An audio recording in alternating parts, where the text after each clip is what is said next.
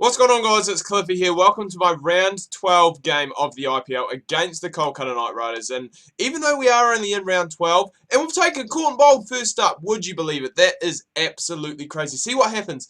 I seem to have the problem at the moment where I seem to just be going for slow in-swinging Yorkers to get me my wickets. What happens when we put it on a good length, slow ball, caught and bowled first up? You can't ask for too much more than that. But as I said, round 12 of the IPL today, and this is a fairly...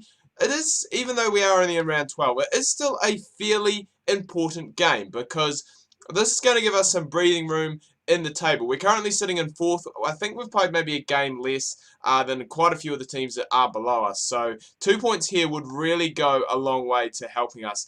Bowling it there, though, is not going to help. That is in Chris Lynn's arc, and he's just going to go and smash that away for the first four against my bowling this inning. So we will go and move on from there. But yeah, at the moment, currently sitting in fourth, I think we have... I'm trying to think. It may be, I think, 10 points from 9 games. I think we've won 5 out of the 4. And we'll be hoping to channel, I guess, that little bit of inner RCB, what they did over the weekend. AB de Villiers and Virat Kohli, just absolutely crazy. So hopefully they can do it here again today. Not as though they may need to, though, because we've got off to a pretty good start here. Just 6 of the first 5 balls in our first over of the innings, but 2 for 23 with the fielding restrictions due to commence very soon, the over after this one. But it doesn't help that Chris Lynn is just ruining my figures. I've gone for 12 off the first over, and that is probably one of the strangest overs I have ever bowled in the game. Wicket first ball, and then we go for 12 off the next 5 deliveries, including a 4 and a 6. So now the fielding restrictions are done and dusted, which is good news for us. It means that we can change this field around, and it probably means that the players are going to be a little bit less aggressive now as well. So if we just keep it in that same area, I'm going to go... And I'm just going to keep it on a good length because lately we have just been bowling Yorkers and we have been getting taken a little bit. But I think the stock ball is going to be just that length ball, the slower ball, and in swinging it in. And see if we can get anything from that there. But we're going to talk about some more IPL. Obviously, a game that I can't quite remember when it did happen. I think it was Saturday night, possibly, which was RCB taking on the Lions. And RCB just absolutely crazy, scoring 248 for 1 off their 20 overs. It was crazy. I can't even remember how many they scored when and where. But AB de Villiers, I believe, hit 100 off 46 balls. And Virat Kohli, to me, he didn't really look like he was going to go and pick up 100, but he did manage to go and get there. I think before I started watching the 18th over, I think I went downstairs, grabbed a drink, and just something to eat. Came back upstairs and saw that he was on 95 or something. It was absolutely crazy. It was just one of those games. And AB de Villiers played a great knock as well. He finished, I think, about 113 not out. Possibly. It may have been more than that. I'm not too sure. I think it may have been more because 248 and Gale didn't score too many at all. So he could have possibly... He must have got about 120, 130 possibly, which for a T20 international is absolutely crazy. And this is a guy, you know, de Villiers hasn't had the greatest of IPLs as of yet. You know, he has, I wouldn't say he's struggled, but he's failed to find, you know, the form that we are used to seeing him. And I mean, he just goes to show over the weekend what a destructive guy he can be when it comes to T20 cricket, and he is in good form. So RCB, they'll need that as well because I believe after winning that one, I think they need to win 3 of their last 3 games to qualify for the playoffs. Don't quote me on that. It could potentially go on other results, but that is just what I have heard. But enough about that RCB game. Let's go and get into the other games that were played overnight. So another doubleheader we had. I'm not quite sure which one came first. We're going to talk first about the Mumbai Indians game against the Delhi Daredevils. Mumbai getting up there by about 80 runs in the end. And I think, is it Pan? I can never pronounce his name. It's like Pandey or Pandu. The guy who plays for the Indian national team, the all-rounder. His brother actually hit a 50, I believe, for Mumbai. Dedicated that 50 to his brother and to his family and all that. So very well... You know, very well done there. Martin Gupta also played for the Mumbai Indians, which was nice to see. He wasn't really at his destructive best, but I think he still scored about 40. It was somewhere in the 40s. It was either 42 or 48, and I think it was off about 40 odd balls. So, you know, it's not the worst figures in the world, but it could have been a whole lot better. But Mumbai get up there, they win by 80 runs. Delhi just really didn't have anything in reply. They only scored about 120. And the other game was featuring the Kings 11, Punjab, and they took on the Sunrisers Hyderabad. And this was a game that, you know, I think it was Sean Marsh actually, who was injured earlier on in the season for Kings 11. And Hashim Amla was flown in as a replacement player. And a lot of people said, why is Hashim Amla playing there? He's not a T20 player, rah, rah, rah. And I think he has struggled a little bit in the tournament so far, but he really showed, I guess, his class just as a batsman in this last game. 96 off 56. And really showed he is a guy who can adapt to a lot of situations. And that is why he is such a good player, not just at Test cricket, not just at one-day cricket, but he can be very, very useful in T20s as well. He's one of those guys who, I guess, you know, probably could play both roles. Like, he can be very explosive when he needs to be, and he can, you know, produce all the shots in the world, as we saw last night.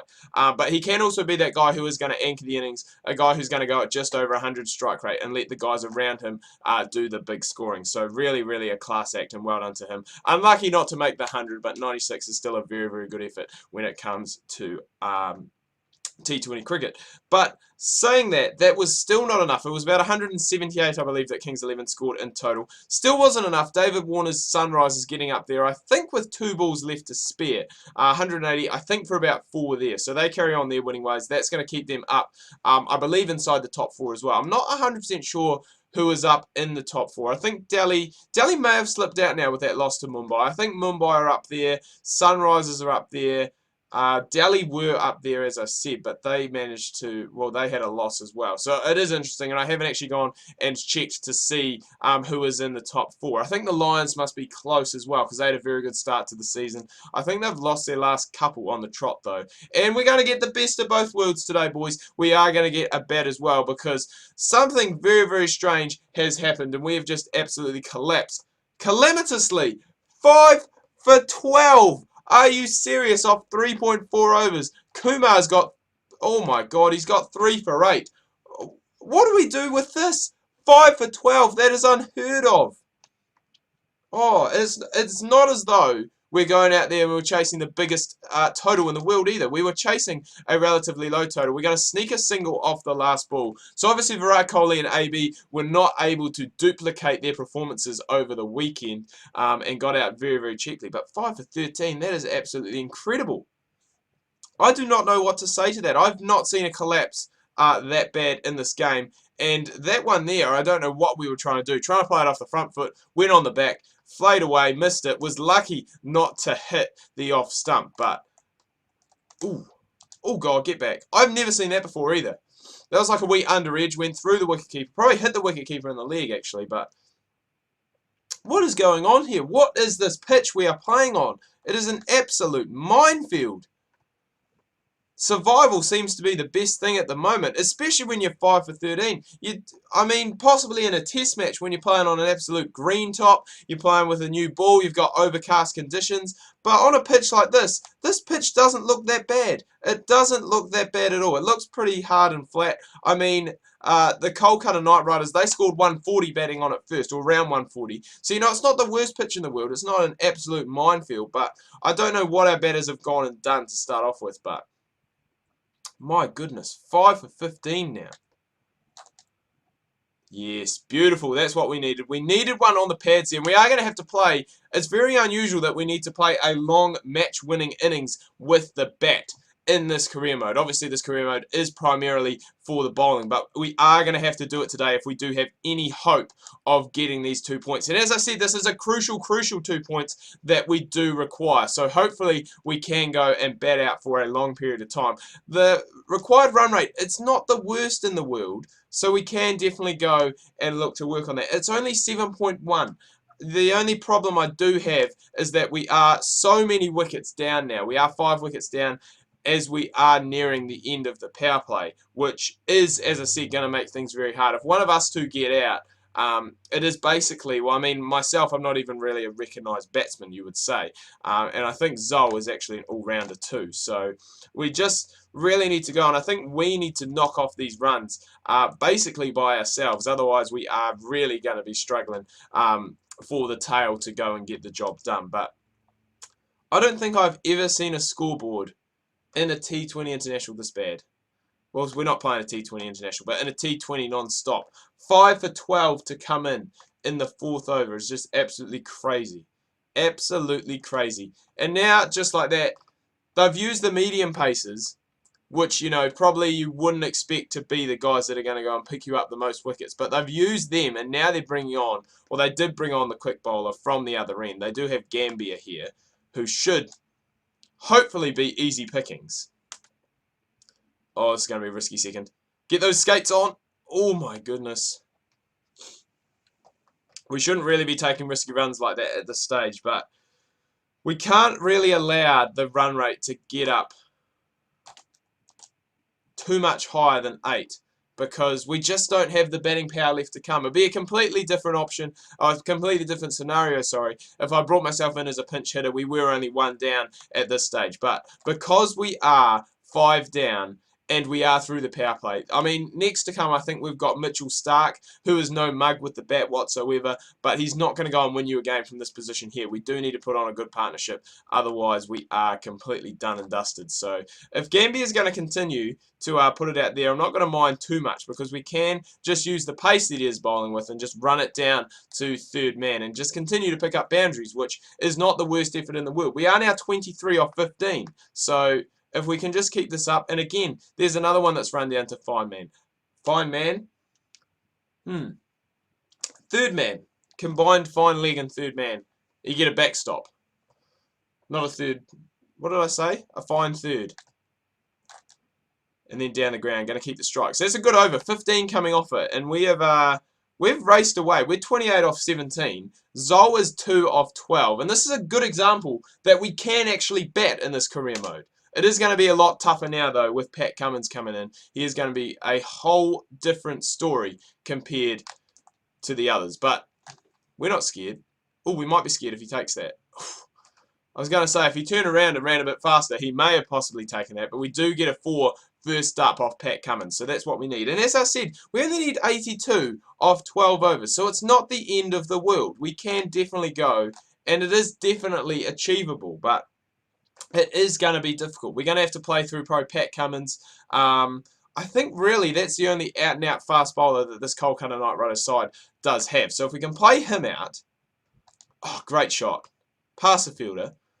If we can play him out, we are going to put ourselves in a whole lot of a better position. I mean, we're going to have the medium paces. We're going to have the part-timers. We've seen Gambia already. We took him for 15. Whether he's going to bring himself back on is another question. But I think as soon as we lose a wicket, as soon as we lose another wicket, we are really just going to have to start going for it. Because otherwise, it is just going to make things too difficult down the track. Gambia has brought himself back on. And we have got a wee little feather there. We're trying to run another one fine. And the tactic from Gambia finally has worked. We've done our bit. But it probably, well, I'd say it definitely is not going to be enough. 35 off 21. It's not a bad effort from a guy coming in at number 7. But as I said, Mitchell Starc, he probably isn't going to have enough in the tank to get us home. He did almost top score for us, though. And, I mean, we've made it close. We've made it close. We've only in the end, we've only lost by 3 runs. So that is quite incredible.